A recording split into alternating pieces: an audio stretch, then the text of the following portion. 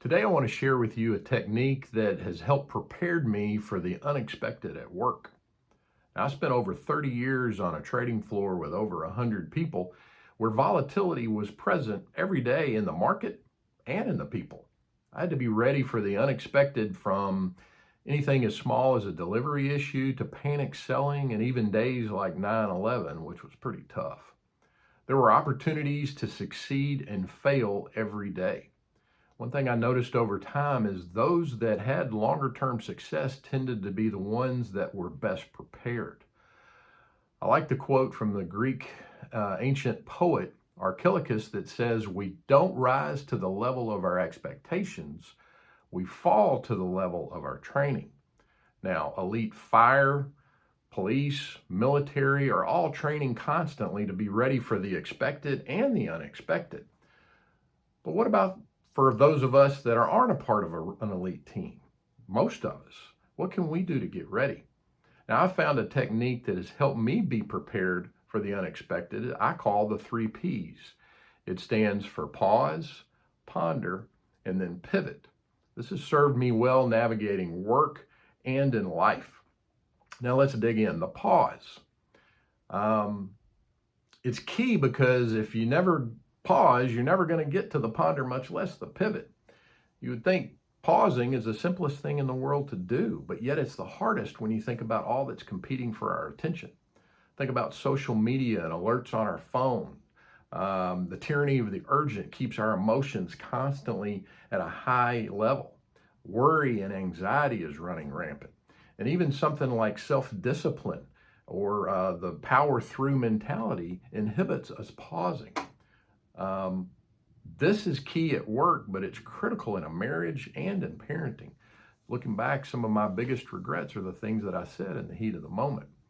Over time, I've learned to pay close attention to where I am mentally, especially when I'm not in a good place. If I'm angry, depressed, frustrated, or definitely when I feel attacked.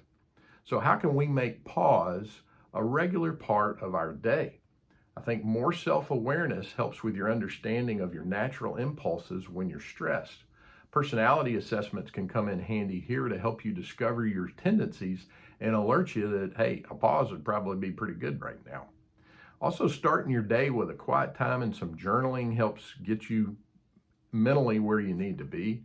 And capture your time in the car or when you're exercising to listen to something that encourages more self-awareness.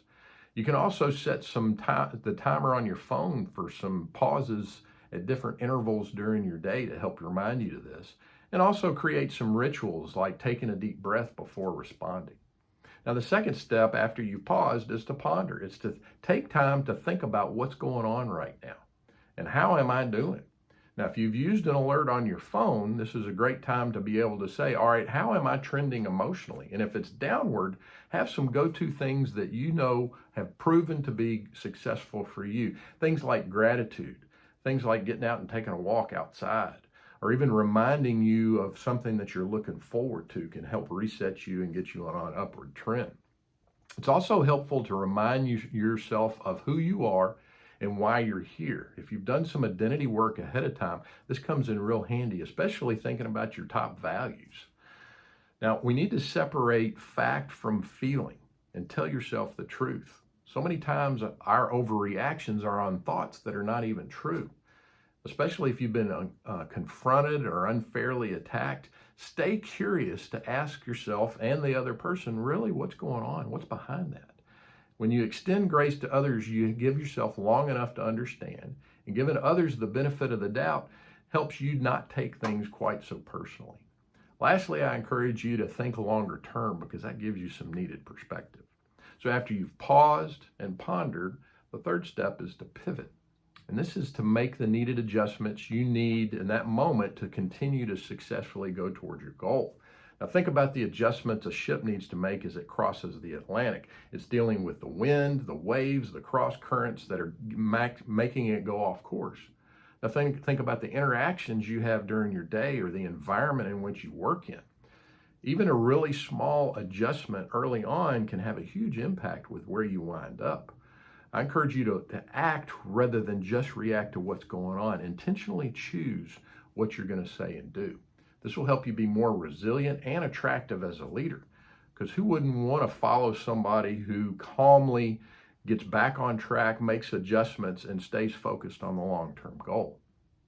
Now, a great example of this happened early in my career as a security trader. I'd just come back from a week's vacation where the markets had gone nuts while I was gone, and I was called into a meeting off the trading floor where I was informed that it appeared that I'd been hiding trading losses. Now, hiding trading losses is grounds for immediate dismissal, so I obviously paused in that moment. I then added another P, prayer. That was important in that moment too. And then I pondered, all right, what's really going on? And I sensed that it's probably best that I don't respond immediately. So my pivot was to ask to see the data. And when in that calmer moment, I was able to look and very quickly realize this was a timing error, not a deception, which cleared things up very quickly. Now, had I become defensive or gotten offended at that accusation, I would have looked worse. I would have done relational damage with those present. And I also wouldn't have been able to think near as clearly to be able to take the time to look at what's really going on. So this became a very great lesson for me to apply the pause, ponder, and pivot, and then throw in that fourth P when it's needed as well. I think this practice will take some time to become second nature for you, but it's well worth the effort. You will gain more confidence as you know you're equipped to address even the most challenging of situations that you'll encounter today. And hopefully you'll wind up missing fewer opportunities in the process.